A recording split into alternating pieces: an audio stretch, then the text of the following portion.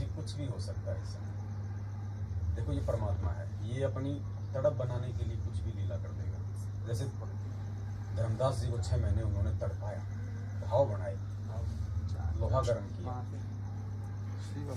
ये कुछ भी लीला कर सकता है भगत जी। देखो कल को किसी कारण से अगर भगवान नहीं आए जेल से तो ये ज्ञान क्यों करवाया जा रहा है, विश्वास क्यों प्रकट करवाया जा रहा है, वो भी हमारी परीक्षा हो सकती है कि हमने भगवान को शब्द स्वरूप ही माना या फिर उनको हमने शरीर में मान लिया। हमने परमात्मा मान लिया तो परमात्मा है, वो जेल से आए ना आए, आज आए 10 साल बाद आए, उसकी मौज हमारे लिए तो हमारे हृदय में हमारे पास में है। देही को सतगुरु कहे यो तो सुंदर ज्ञान, ब्लैक का लगा हुआ है उधर, वाको सतगुरु जान। ये लगाया जिस चीज की आवश्यकता होगी, जिस मंत्र की आवश्यकता होगी, परमात्मा कहीं भी इसका ब्लैक वाला निकाल दो। गुरु जी ने कबीर सागर के सरलार्थ में यहाँ तक लिख दिया, कल को यदि आपके गुरु शरीर छोड़ते हैं, आपने शोक व्यक्त नहीं करना। अगर आप रोने लग गए फेल हो जाओ, क्योंकि आपने गुरु जी को शरीर में मान लिया। यहाँ तक परमात्मा ने संकेत दे रखे हैं सारे। तो हमने जो उसका है वही लगाना पड़ेगा। मतलब कुछ भी मन में ये नहीं सोचना। देखो भगत जी परीक्षा, कल को हो सकता है मतलब फांसी पे लटका दिया जाए एक समय के लिए। सोचो इन चीजों को, हमें सोचना पड़ेगा भगत जी। हमारे क्या भाव है, वो हमारी परीक्षा है कि क्या देख रहे हैं। मुझे हाड़मास का पुतला समझ रहे हैं, क्या समझ रहे हैं। नहीं जेल में आए, जेल से परमात्मा मान लो गए सतलोक, तो हमारे क्या भाव होंगे उस समय। अगर भगवान मान लिया तो भगवान मान लिया, कोई शोक नहीं, कोई। देखो भगत जी आज से पहले हमने भक्तों को भावुक किया है क्या कि भाई परमात्मा जेल में बैठे हैं, मालिक की छाती की पार तक उखाड़ लिए गए थे परोथा कांड में। आज परमात्मा का 30 मतलब दिन तक रिमांड हुआ है। हमें पता है, उस समय भी मालूम था कि ये भगवान है और भगवान को कोई दर्द नहीं होता, कोई परेशानी नहीं होती। भगवान का चाहे छाती का बाल उखाड़ो, चाहे सिर का बाल उखाड़ो, परमात्मा है भगत जी। उसका रूप है शब्द, लेकिन वो लीला। और हमारे से परमात्मा ने वो भक्त समाज को भावुक किया। क्यों? क्योंकि कम से कम एक बार भावुकता में आके तुम मेरा जो दुख दर्द है उसको समझो। जो ये गलत लोग हैं इनका साथ छोड़ो, एक बार तुम इस जो है सच्चाई से जुड़ो। और सच्चाई से जुड़ने के बाद में फिर तो आगे का ज्ञान शुरू होगा कि ये कौन है, ये शब्द स्वरूपी है या तुम्हारी तरह हाड़मास का है। परमेश्वर है तो कोई दर्द नहीं, कोई परेशानी नहीं। वो चाहे जेल में बैठे, चाहे सतलोक में बैठे, वो राजा है। अब देखो एक एग्जाम्पल आप देखो भगत जी, हर चीज का प्रमाण छोड़ा है परमात्मा ने। और सौभाग्य की परमेश्वर ने आप और हम जैसों को निमित्त बनाया इन चीजों के लिए। फिर आपको मालूम पड़ेगा कि क्या रिमांड है, क्या चीज है।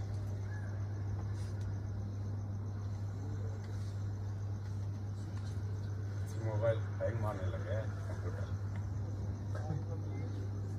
मेमोरी से ज्यादा डालेंगे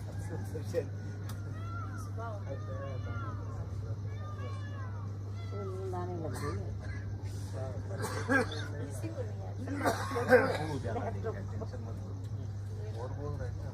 दास तो सोच रहा है कि अभी आज भी ये सुनो भगत जी, सब सत्संग भगत रहे, सुनो उसके बाद आपको भी साथ संगति चले। देखो इससे मालूम पड़ेगा कि हमारे परमात्मा कौन। सब लोग मत जाना, आज रहना रात भर, उसके बाद परसों। हाँ कोई बात नहीं। ये इंटरव्यू है, सारनामी का इंटरव्यू है। जयपुर सात संगति में आया था ये सारनामी झज्जर का कर्मवीर, फिर इसका पीला पर्चा निकल गया, वापस भाग गया। इनका स्टैंड नहीं है, इनका डरते हैं बेचारे। अब इसको, ये आज की बात नहीं है कोई, ये बहुत पुराना भगत है। इसको ऐसा कोई रोग था, डॉक्टर इंजेक्शन लगा कि इसकी वो मवाद निकालते थे। इसको बड़ा दर्द होता था, रोता था। परमात्मा से इसने प्रार्थना की और गुरुजी ने कहा कि बेटा ले, ये मंत्र दे रहा हूं तेरे को, इस मंत्र का जाप करना। में से निकालते हैं। हाँ, इस मंत्र का जाप करना जब अब की बार वो करे तो डॉक्टर आए और इसने उस मंत्र का जाप शुरू कर दिया। अब डॉक्टर तो वो मवाद निकाल रहे हैं सरा, अब सुनना इसके मुख से। तो जब परमेश्वर अपने एक छोटे से शिष्य को एक छोटा सा मंत्र देके और उस दुख से बाहर निकाल सकते हैं, डॉक्टर इंजेक्शन ठोक रहे हैं, उसको मालूम ही नहीं पड़ रहा, तो रिमांड किसका हो रहा है? कौन रिमांड करेगा, किसका करेगा? शब्द का क्या रिमांड लेगा वो? लेकिन हम जीव हैं, हम उसी भावुकता से हम समझेंगे। हम जब तक उस दर्द को महसूस नहीं करेंगे तब तक हम उनके प्रति वो प्यार पैदा नहीं हो पाएगा। इसलिए हमारे को उस समय दास को मालूम था, लेकिन दास जबरदस्ती आप लोगों को भावुक कर रहा था कि एक बार इस भावुकता में इनका साथ छोड़ दें, एक बार आए तो सही इधर। फिर आगे का फिर मालिक संभाल लेगा। तो उस समय भावुक करना कई बातों पे जरूरी था। दास भी रोने लग जाता था, लाइव में भी वैसे भी, वो तो परमात्मा करो है। तो जरूरी था। अब सुनो ये, फिर समझ में आएगा कि ये कौन है परमात्मा।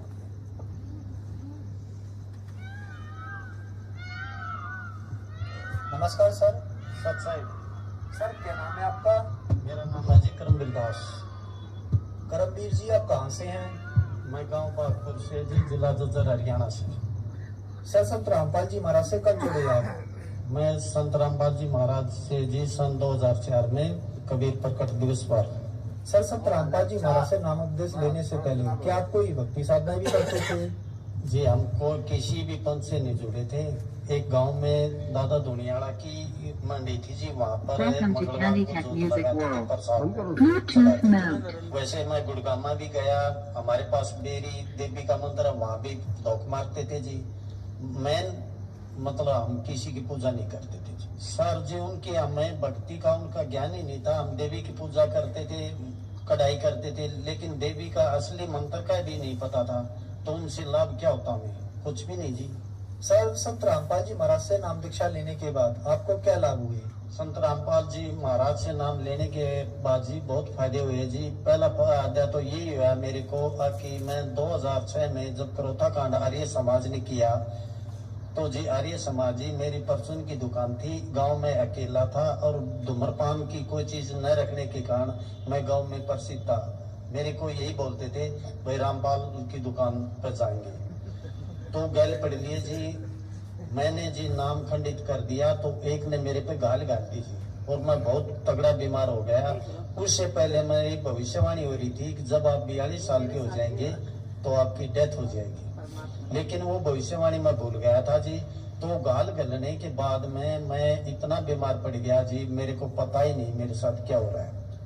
कहीं से भी दवाई लो जी, कोई भी दवाई असर नहीं करे। तो मैं एक दिन गुरुजी ने रात को 12 बजे जब काल कहते हैं कि ये तब सल्लाह पर बोलता है, तो मेरे को महसूस हो रहा था जी, मेरे को मन बिल्कुल नंगा और तब सल्लाह पर काल मेरे को बूंद रहा था। गुरुजी ने आकर मेरे हाथ पकड़ कर उठाया और कहा बेटे क्या करे, क्या करूं गुरुजी कि मेरे साथ बंदर गैल पड़ गई है, इसलिए मैंने नाम खंडित कर दिया जी। गुरुजी ने कहा जी आपको पहले ही सूचित किया गया था 2006 में एक तूफान आएगा, लेकिन हम तुच्छ बुद्धि जीव उसको नहीं समझ सके जी। उसके बाद जी मैं मेडिकल में गया। मेडिकल में गुरुजी को मेरे साथ दर्शन होते रहे जी। जब जोत बत्ती करता तो गुरुजी जैसे आप मेरे सामने हैं ये है, तो ऐसे गुरुजी मेरे पास रहते और मैं गुरुजी से बातें करता रहता। तो घर वाले कहते इसके दिमाग में फर्क हो गया भाई, ये गर्म गोली खा गया, अरे कुछ ही बैठता। गुरुजी ने मेरे को सतलोक दिखाया जी, तीनों लोगों का ज्ञान करवा। मैं घर की सारी बात बताता रहा, लेकिन गुरुजी घर वालों ने मेरे पे विश्वास नहीं किया। बड़े भाई तो ये कहता भाई इसके दिमाग में फर्क हो गया।